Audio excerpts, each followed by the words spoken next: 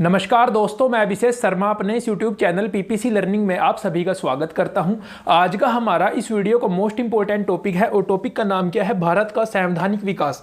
देखिए, आज की वीडियो में हम एक इंट्रोडक्शन की तरह पढ़ेंगे। देखिए, इस टॉपिक पे मैंने सारी की सारी वीडियो बना दी है, लेकिन आप उन वीडियो को किस तरह से देखेंगे तो इस वीडियो में हम वो समझेंगे। तो आप सभी जानते हैं आज हमारे पास अपना संविधान है। हमारे भारत देश का जो संविधान है वो कब बनकर तैयार हुआ? आप सभी जानते हैं 26 नवंबर 1949 को हमारे भारत देश का संविधान बनकर तैयार हुआ। लागू कब से हुआ? 26 जनवरी 1950। इस दिन हम क्या मनाते हैं? 26 जनवरी के दिन हम मनाते हैं गणतंत्र दिवस। इस दिन क्या हुआ था? हमारे भारत देश का जो संविधान है वो लागू हुआ था। तो ये हमारे भारत देश का जो संविधान है एक लिखित संविधान है, लिखित संविधान है और बहुत अच्छा संविधान है। देखिए, आप सभी जानते हैं कि हमारे भारत देश का जो संविधान है वो एक लिखित संविधान है और बहुत बड़ा संविधान है। उसमें हमें आज के समय में 12 अनुसूचियां, और जब हमारे भारत देश का संविधान बनकर तैयार हुआ था उस समय 395 अनुच्छेद थे। तो देखिए आप, हमारे भारत देश का जो संविधान है बहुत विस्तृत संविधान है, इसमें बहुत सी नियम कानून है। तो ये जो संविधान बनाया गया, इससे पहले जब हमारे भारत देश में अंग्रेज शासन करते थे या उससे पहले जो राजा महाराजा शासन करते थे, तो उस समय क्या होता था?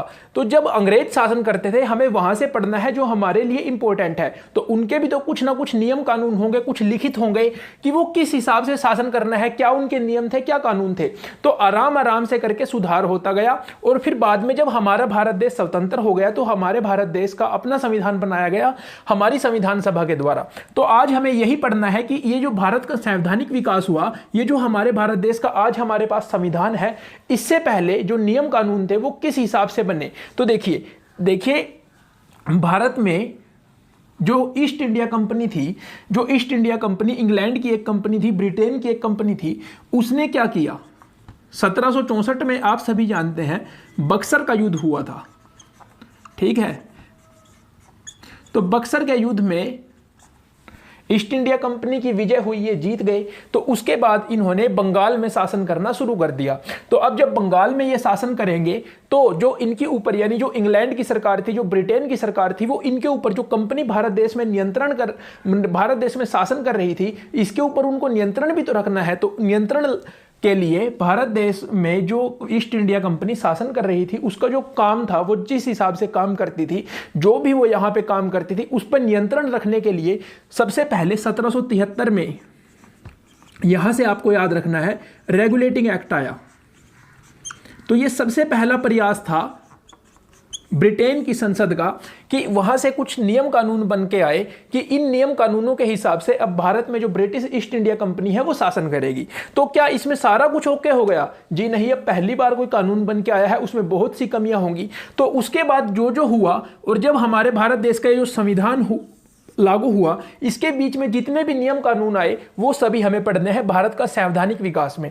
तो 1773 का जो रेगुलेटिंग एक्ट आया, उसके बाद जो इंपॉर्टेंट है 1784 का पिट्स इंडिया एक्ट। लेकिन इनके बीच में एक और है जो आपको याद रखना है, 1781 का संशोधन अधिनियम, कि जो 1773 में रेगुलेटिंग एक्ट आया था उसकी जो कुछ कमियां थी उनको सुधारा गया। ये इन सब के ऊपर मैं वीडियो डाल चुका हूं, सारी की सारी वीडियो का लिंक आपको डिस्क्रिप्शन बॉक्स में मिल जाएगा। ये वीडियो मैं इसलिए बना रहा हूं कि आप इसको इस तरह से इन वीडियो को देखिए तो आप इस टॉपिक को कंप्लीट समझ जाएंगे। फिर 1784 का जो पिट्स इंडिया एक्ट आया, फिर इसके बाद इंपॉर्टेंट आया 1786 में।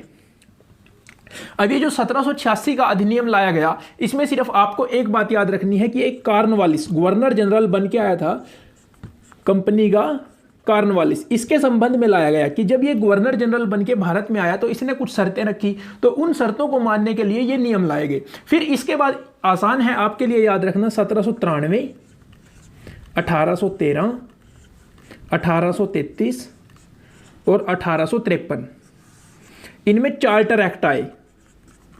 तो आपको एक बात याद रखनी है कि जब ईस्ट इंडिया कंपनी हमारे भारत देश पे शासन करती थी, हमारे भारत देश के कुछ क्षेत्र पे शासन करती थी, तो उस समय कितने चार्टर एक्ट आए? 4। और इन 4 चार्टर एक्ट को आप किस तरह से याद रखेंगे कि इनमें 20-20 साल का डिफरेंस है। 1793 में पहला आया, फिर 1813 में आया, फिर 1833 में आया और फिर 1853 में आया।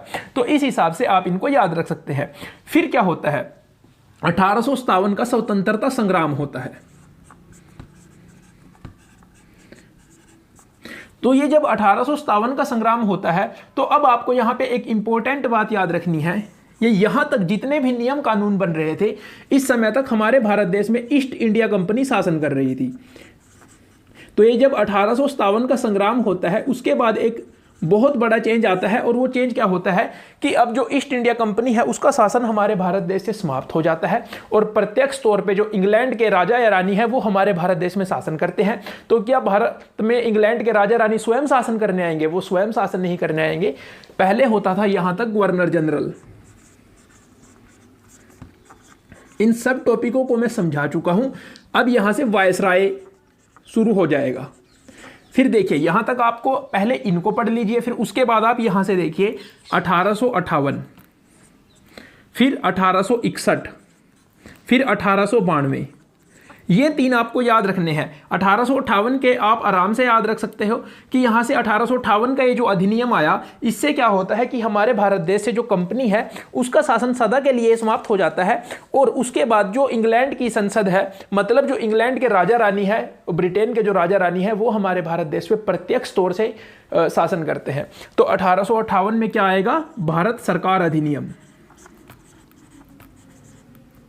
भारत सरकार अधिनियम। फिर 1861 में आएगा और फिर 1892। ये 2 आपको इंपॉर्टेंट हैं याद रखने। बाकी सब आप आसानी से याद रख सकते हो, क्योंकि बाकी सब आसानी से याद हो जाते हैं, लेकिन ये थोड़ा सा इनका सन भूल जाते हैं, ईयर भूल जाते हैं। तो ये आया भारत परिषद अधिनियम।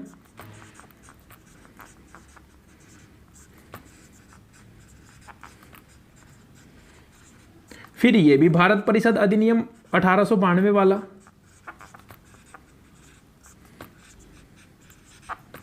इन सब के ऊपर वीडियो डल चुकी है। तो भारत परिषद अधिनियम जब ये सारे के सारे आ गए तो उसके बाद क्या होता है? फिर देखिए सबसे इंपॉर्टेंट जो आप आसानी से याद रख सकते हो वो क्या आया था? वो आया था 1909 का भारत परिषद अधिनियम। तो भारत परिषद अधिनियम जो 1909 का आया था, यहाँ से अंग्रेज हमारे भारत देश में क्या काम शुरू करते हैं? वो क्या काम शुरू करते हैं? मैंने बहुत बार ये बात वीडियो में बोल दी है, फूट डालो और राज करो। यहां से वो काम शुरू हो जाता है। इसको हम बोलते हैं 1909 को मार्ले मिंटो सुधार। मार्ले मिंटो सुधार।